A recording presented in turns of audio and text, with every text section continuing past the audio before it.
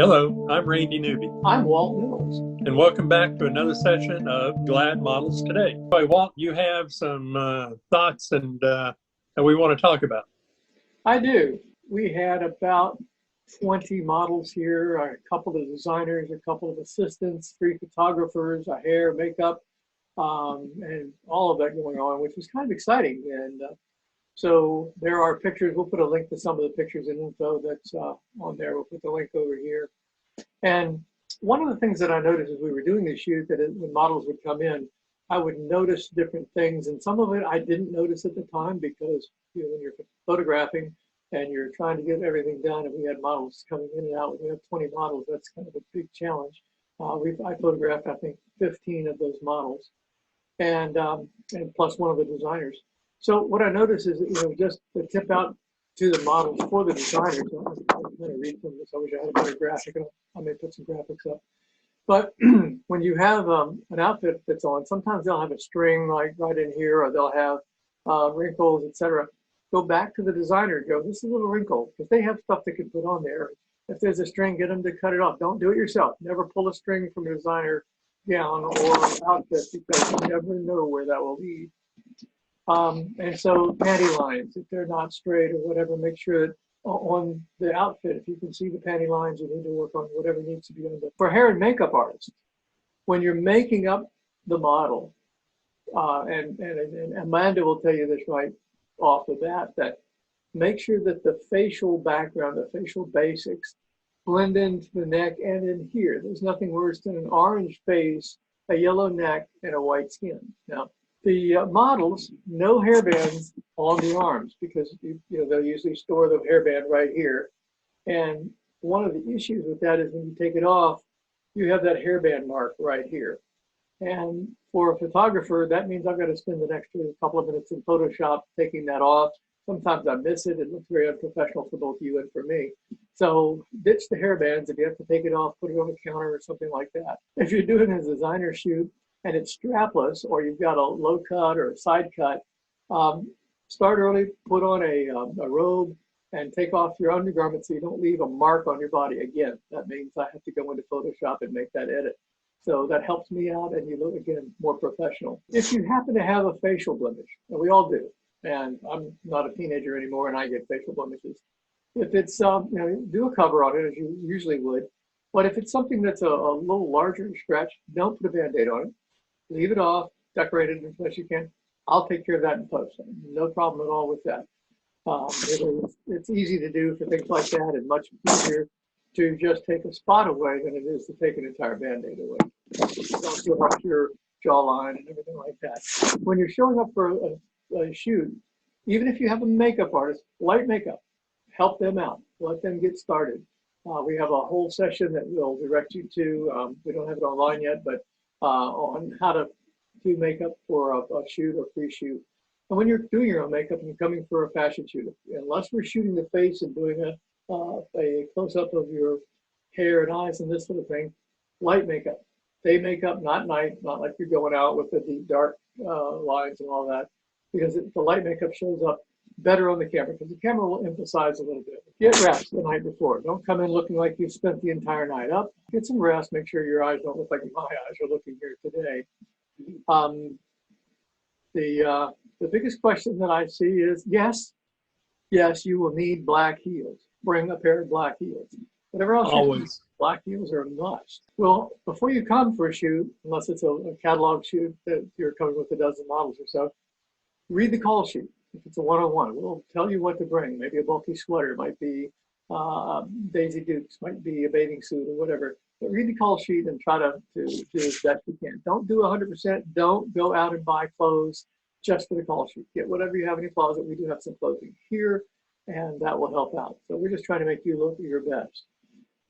Don't borrow your mother's clothing unless you're your mother's size, because nothing looks worse than you showing up in something that's 2 sizes too big. Now, wait a minute. Now, are you telling me I can't wear my mother's clothes? Well, in your case, we'll make an exception of that. Do your hair. Don't show up like, oh, I have my makeup on, I did everything else I needed to do, but my hair looks like I've never touched it. And if you can, either go to a blow salon and let them blow dry it out, or have somebody help you. But make sure your hair looks like you've touched it, because the flyaway is okay. We can fix that. But really, a little bit of a hairstyle, it will make you, again, look more professional. Before we go on, there's a four-legged stool to every photo shoot. Hair, makeup, outfit, and photography with light. And we'll supply one out of those four.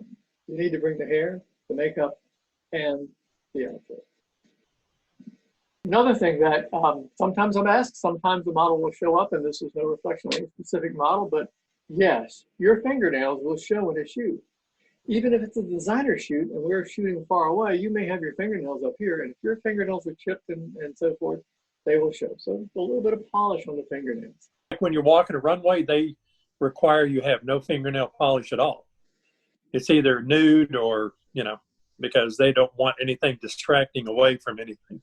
And the same thing I would think in a photo shoot, wouldn't you? I mean, is that not? I'm just saying, if they got red and green colors, that looks kind of odd if you're wearing a purple dress or something. I don't know. One of the popular things now is black nails, and that's okay. Of course, if you're doing a runway or something else, or a catalog shoot, you do want to have the neutral nails. If you're doing something like what we call a fun shoot, or something that we may want to do a pickup or something like that, because we're always promoting our models. There'll be some things floating around right here. Then you can do nails that are appropriate for the photo shoot. Yeah. Posing is next. There are lots of things on the web that talk about posing. They show different things, lots of good videos.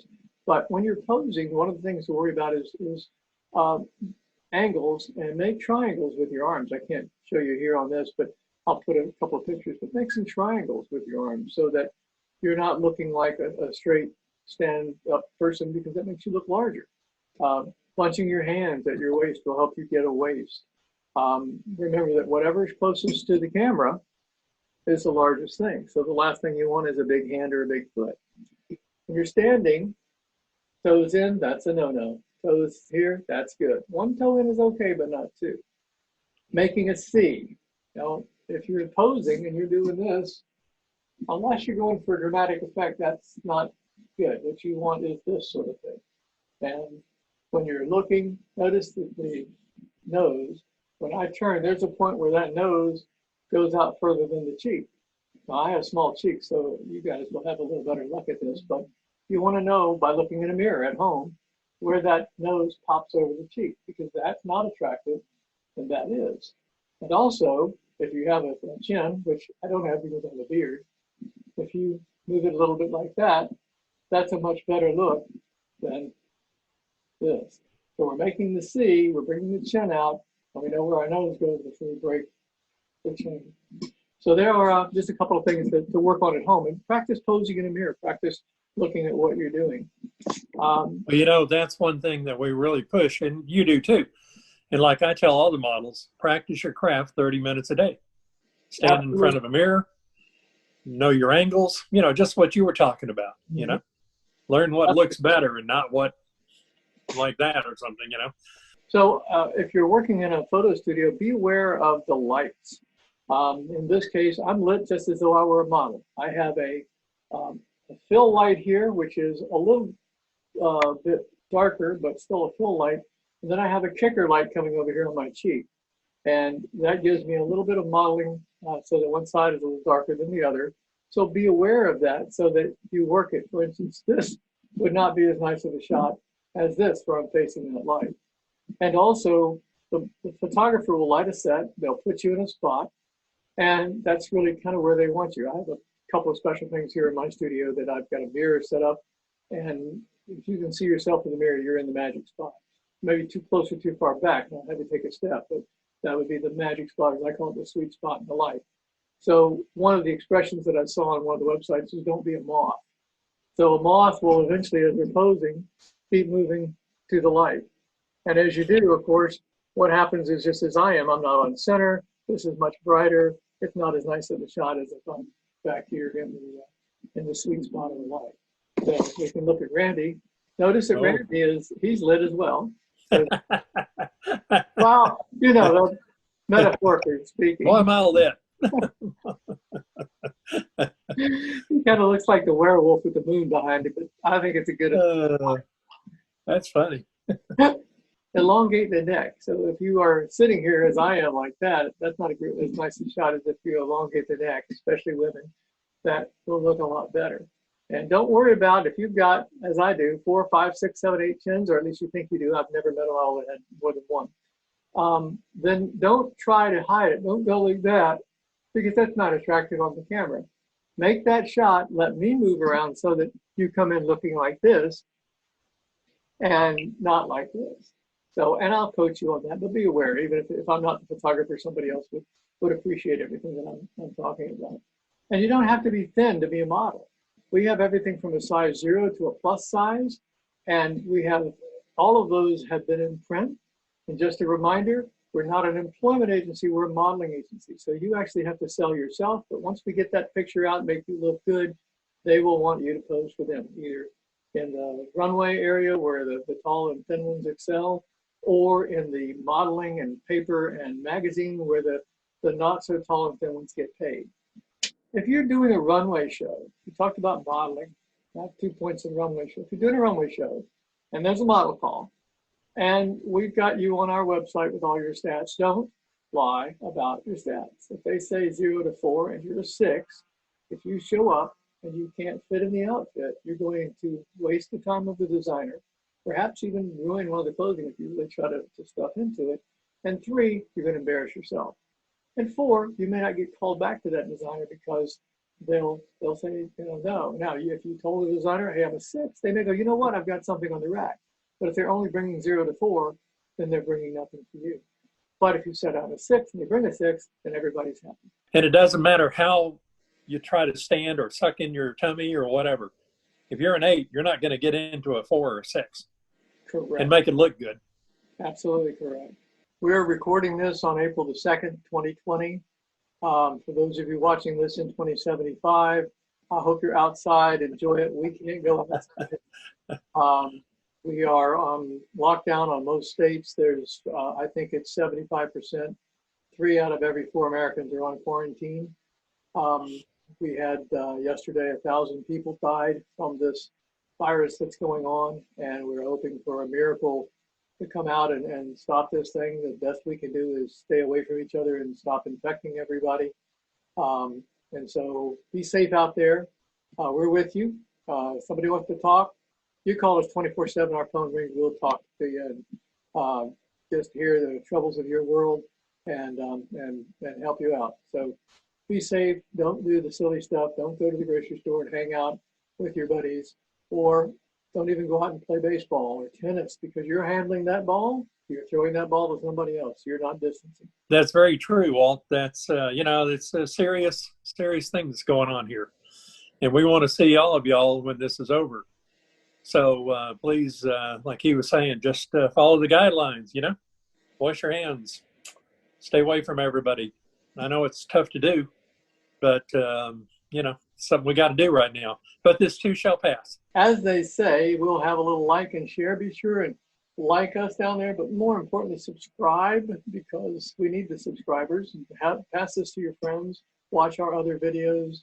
Look at the links, and be looking forward to seeing everybody when this all ends. And touch my face. Don't touch your face.